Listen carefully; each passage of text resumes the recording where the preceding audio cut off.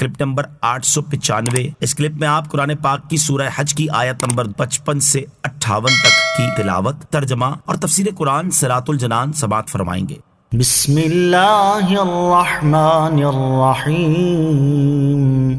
ترجمہ: اللہ کے نام سے شروع جو نہایت مہربان رحمت والا ہے۔ وَلَا يَزَالُ الَّذِينَ كَفَرُوا فِي مِرْيَةٍ مِّنْهُ حَتَّى تَأْتِيَهُمُ السَّاعَةُ بَغْتَةً أَوْ يَأْتِيَهُمْ عَذَابُ يَوْمٍ عَظِيمٍ۔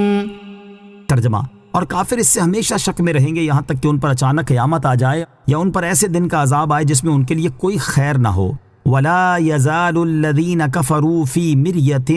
مِّنْهُ، اور کافر اس سے ہمیشہ شک میں رہیں گے، یعنی کافر قرآن سے یا دین اسلام کے بارے میں ہمیشہ شک میں رہیں گے یہاں تک کہ ان پر قیامت آ جائے یا انہیں موت آ جائے، کیونکہ موت بھی قیامت صغریٰ ہے، یا ان پر ایسے دن کا عذاب آئے جس میں ان کے لیے کوئی خیر نہ ہو۔ اس دن سے بدر کا دن مراد ہے جس میں کافروں کے لیے کچھ کشادگی اور راحت نہ تھی، اور بعض مفسرین کے نزدیک اس سے قیامت کا دن مراد ہے، اور الساعہ سے قیامت آنے سے پہلے کی چیزیں مراد ہیں۔ آیت وَلَا يَزَالُ الَّذِينَ كَفَرُوا سے معلوم ہونے والے مسائل۔ اس آیت سے دو مسئلے معلوم ہوئے۔ نمبر 1، ازلی کافر کے لیے کوئی دلیل مفید نہیں، وہ ہمیشہ شک میں گرفتار رہے گا۔ نمبر 2، موت کے وقت یا قیامت میں یا اللہ تعالیٰ کا عذاب دیکھ کر کفار ایمان قبول کر لیتے ہیں، مگر وہ ایمان اللہ عز و جل کے نزدیک معتبر نہیں۔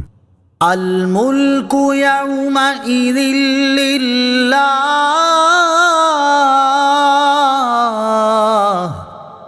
یحکم بینہم فالذین آمنوا وعملوا الصالحات فی جنات النعیم والذین کفروا وکذبوا بآیاتنا فأولئک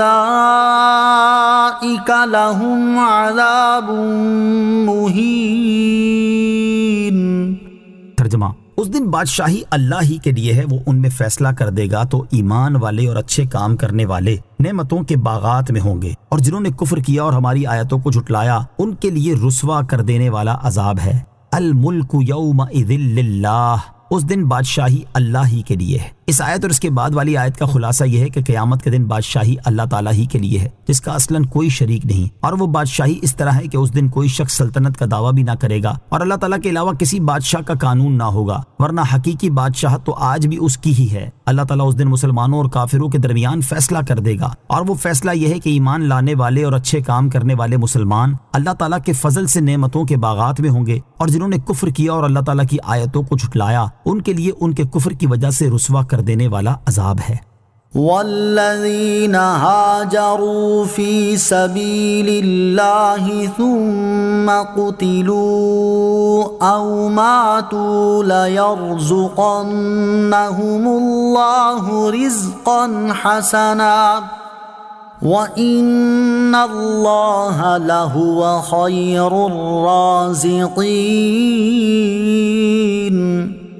ترجمہ: اور وہ جنہوں نے اللہ کی راہ میں اپنے گھر بار چھوڑے پھر قتل کر دیے گئے یا خود مر گئے تو اللہ ضرور انہیں اچھی روزی دے گا، اور بے شک اللہ سب سے اچھا رزق دینے والا ہے۔ وَالَّذِينَ هَاجَرُوا فِي سَبِيلِ اللَّهِ، اور وہ جنہوں نے اللہ کی راہ میں اپنے گھر بار چھوڑے۔ شان نزول: بعض صحابہ کرام رضی اللہ تعالی عنہم نے نبی کریم صلی اللہ تعالی علیہ وسلم سے عرض کی، یا رسول اللہ صلی اللہ تعالی علیہ وآلہ وسلم، ہمارے جو اصحاب شہید ہو گئے ہم جانتے ہیں کہ اللہ تعالیٰ کی بارگاہ میں ان کے بڑے درجے ہیں، اور ہم جہادوں میں حضور اقدس علیہ السلام کے ساتھ رہیں گے، لیکن اگر ہم آپ کے ساتھ رہے اور ہمیں شہادت کے بغیر موت آئی تو آخرت میں ہمارے لیے کیا ہے؟ اس پر یہ آیت اور اس کے بعد والی آیت نازل ہوئی، اور اس آیت میں فرمایا گیا کہ وہ لوگ جنہوں نے اللہ تعالیٰ کی راہ میں اپنے گھر بار چھوڑے اور اس کی رضا کے لیے عزیز و اقارب کو چھوڑ کر وطن سے نکلے اور مکہ مکرمہ سے مدینہ طیبہ کی طرف ہجرت کی، پھر جنگ میں یا تو شہید کر دیے گئے یا انہیں طبعی طور پر موت آ گئی، تو اللہ تعالیٰ ضرور انہیں جنت کی اچھی روزی دے گا جو کبھی ختم نہ ہوگی، اور بے شک اللہ تعالیٰ سب سے اچھا رزق دینے والا ہے، کیونکہ وہ بے حساب رزق دیتا ہے،